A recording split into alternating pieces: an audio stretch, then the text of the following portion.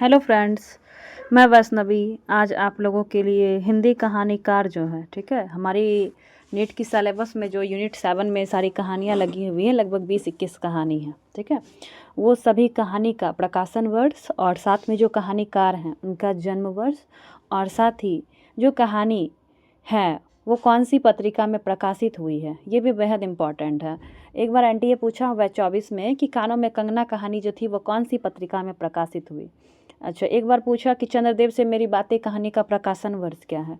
तो ऐसे करके कभी कभी क्या होता है कि एनटीए वन लाइनर में भी पूछ लेता है, तो इसलिए हमें इसका क्रम भी देखना बेहद ही ज़रूरी है।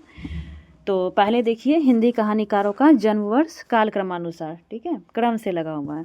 पहला क्या है, माधवराव सप्रे जी, इनका जन्म वर्ष है 1871, ठीक है। उसके बाद है प्रेमचंद का जन्म वर्ष है 1880।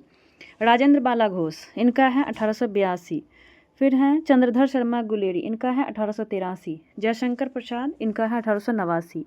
राजा राधिका रमन प्रसाद सिंह, इनका है 1890। सुभद्रा कुमारी चौहान 1904। जैनेन्द्र 1905। अज्ञेय 1911। भीष्म शाहनी 1915।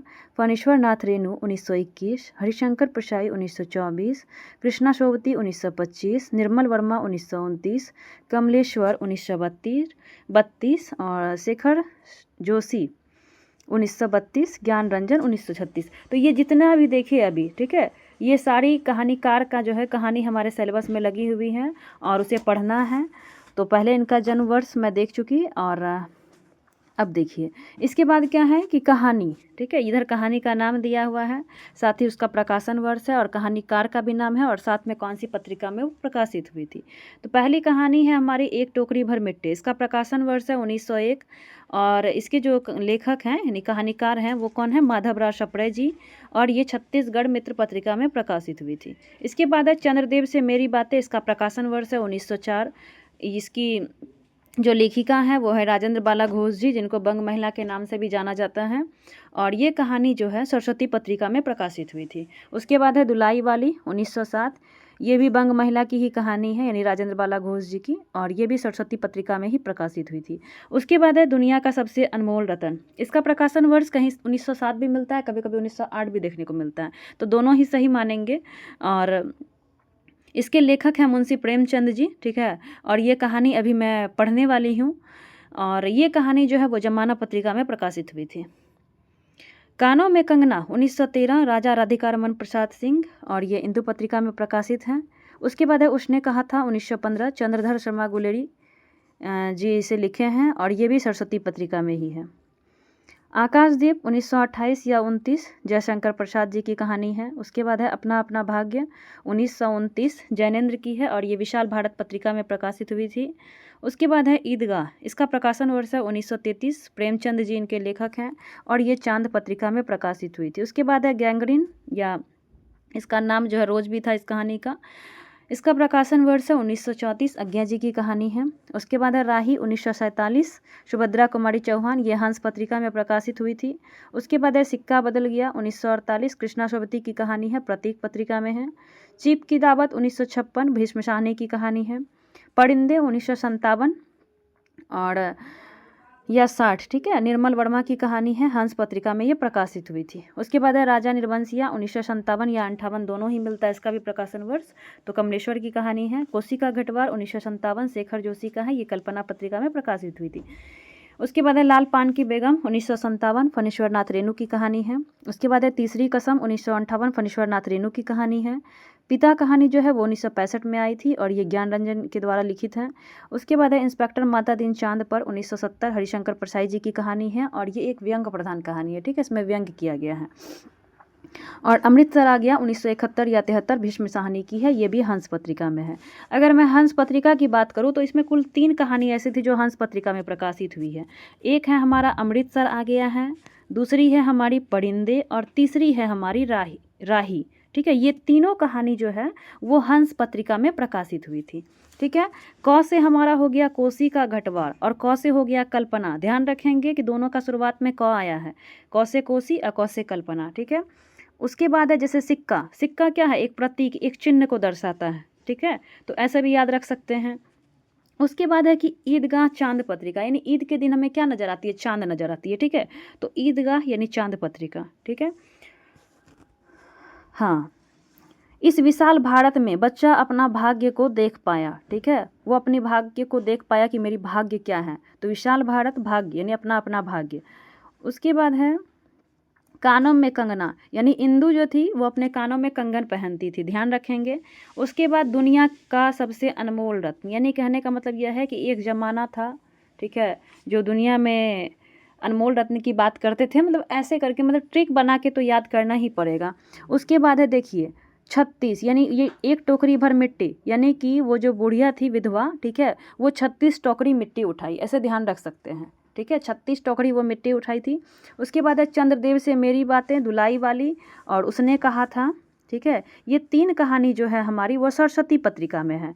तो चंद्रदेव, ठीक है। अच्छा, उसने चंद्रदेव से कहा, ऐसे भी याद रख सकते हैं, उसने चंद्रदेव से कहा वो देखो दुलाई वाली को, उसने चंद्रदेव से कहा वो देखो दुलाई वाली को, ठीक है। ये तीनों जो है सरस्वती पत्रिका में है, ठीक है। तो यहाँ पर हमारी सारी कहानीकार का जन्म वर्ष, साथ ही कहानी का प्रकाशन वर्ष, और साथ ही पत्रिका, कौन सी पत्रिका में कौन सी कहानी प्रकाशित हुई थी, ये सब मैं अब देख चुकी। चलिए, आज जो मैं कहानी पढ़ने वाली हूँ वो कहानी है हमारी प्रेमचंद्र जी द्वारा लिखित दुनिया का सबसे अनमोल रत्न, ठीक है। इस कहानी की अगर हम बात करें तो ये कहानी जो है ये जमाना पत्रिका में प्रकाशित हुई थी, और सोजे वतन कहानी संग्रह में ये संकलित है, ठीक है। सोजे वतन कहानी संग्रह की अगर हम बात करें तो इसमें कुल 5 कहानियाँ संकलित है, ठीक है। उसमें पहली कहानी है इसकी दुनिया व हुब्बे वतन, और दूसरी थी हमारा दुनिया का सबसे अनमोल रतन, जो मैं अभी पढ़ने वाली हूँ। तीसरी कहानी है इनका यह मेरा वतन है। चौथी है इनका शेख मखमूड, और 5वीं है सील ए मातब, ठीक है। ये 5 कहानियाँ जो हैं वो सोजे वतन कहानी संग्रह में संकलित हुई, ठीक है, ध्यान रखेंगे। उसके बाद देखिए, सोजे वतन के प्रकाशन के बाद ब्रिटिश सरकार ने नवाब राय पर सिडिशन, ये नवाब राय कौन है, प्रेमचंद जी का ही नाम था नवाब राय, ठीक है, का आरोप लगाकर उनके सारे संग्रह को जब्त कर लिया। सोजे वतन उर्दू कहानियों का संग्रह है, ठीक है।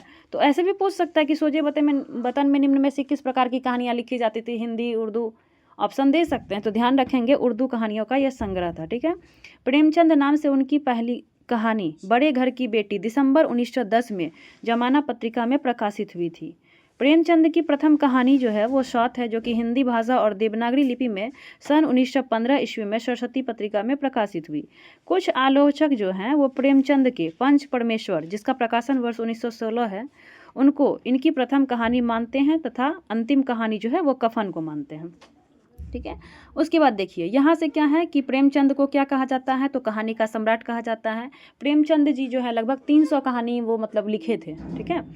और टोटल 20 कहानी यहाँ दी हुई है, जो कि जो भी मैं टिक की हूँ वो तो बहुत ही ज़्यादा इंपॉर्टेंट है, कुछ को स्किप कर सकते हैं आप, जैसे कि नमक का दरोगा, इसका है 1913 प्रकाशन वर्ष। सज्जनता का दंड 1916, ईश्वरीय न्याय 1917, दुर्गा का मंदिर 1917, बूढ़ी काकी बहुत बेहद इंपॉर्टेंट है। और जो भी मैं टिक की हूँ ना, ये सब कहानी जो है ना पूछी हुई है 2023 वाले 23 या 22 वाले पेपर में है, ठीक है, कि प्रेमचंद की जो निम्न कहानी है इनको प्रकाशन वर्ष के अनुसार से क्रम में लगाइए।